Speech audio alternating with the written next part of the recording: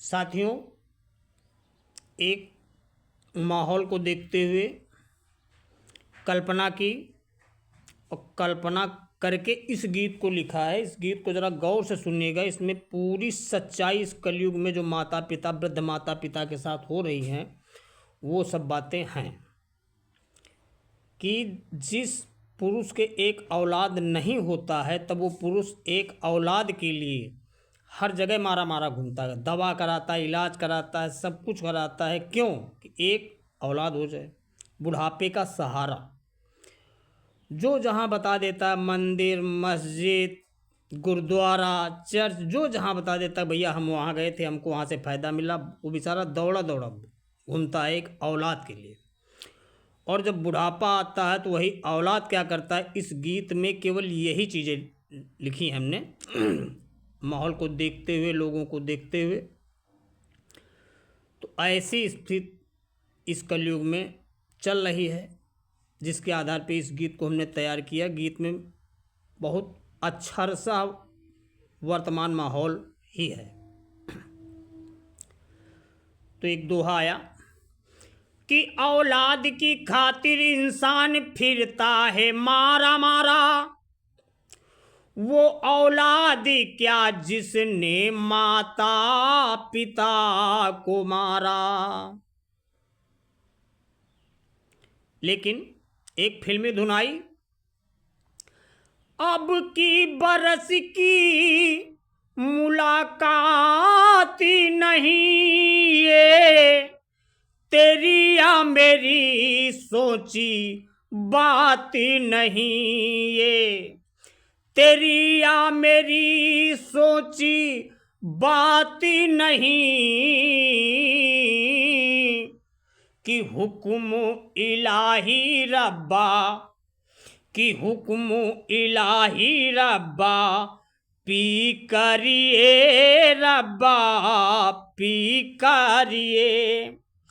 एक ही बना के दो टुकड़े किए, रब ने बनाया तुझे मेरे लिए, मुझे तेरे लिए। जैसी कहानी वैसा गीत, कि रब ने बनाया तुझे मेरे लिए, मुझे तेरे लिए।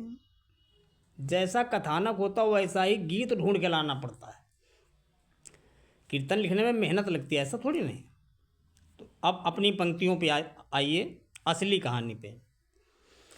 मेरी उम्र जब तेरी लाल मेरे आएगी, तेरी औलाद तुझे मार के रुलाएगी।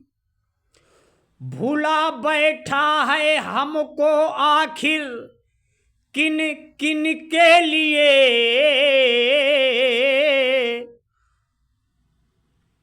क्या तुम्हें पाला है इस दिन के लिए, इस दिन के लिए।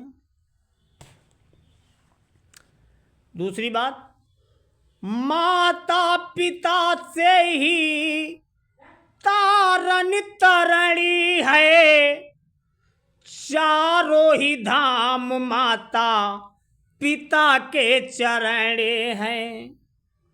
माता पिता घर में ठोकरे खाते हैं, भूखे तड़प रहे हैं, लोग वहाँ पत्थर पूजने दौड़े जाते हैं। हम तो ये कहते हैं कि जिन भाइयों के माता पिता बैठे हैं, उनको कहीं भी पत्थर पूजने जाने की जरूरत नहीं, केवल अपने माता पिता की सेवा कर लो, यही चारों धाम।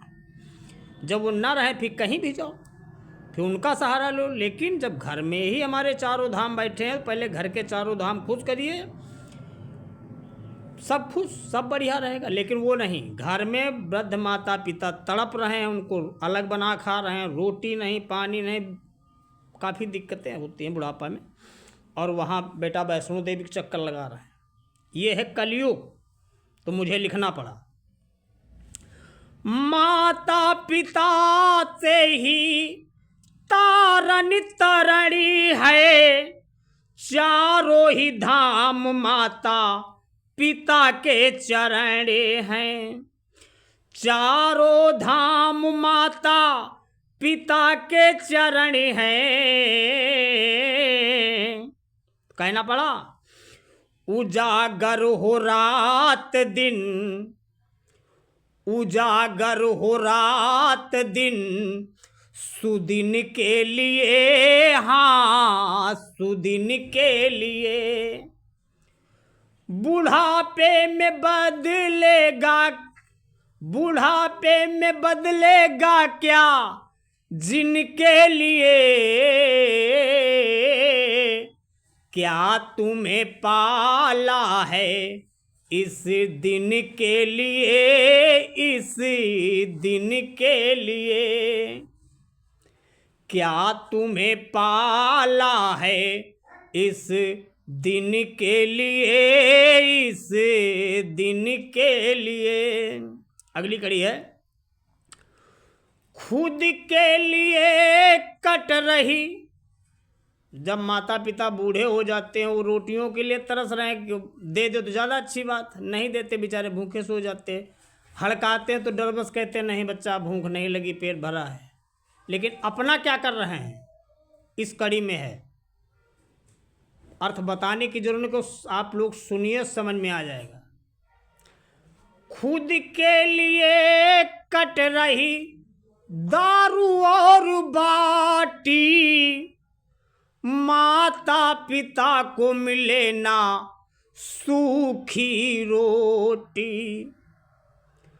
खुद के लिए कट रही दारू और बाटी, माता पिता को मिले ना सूखी रोटी।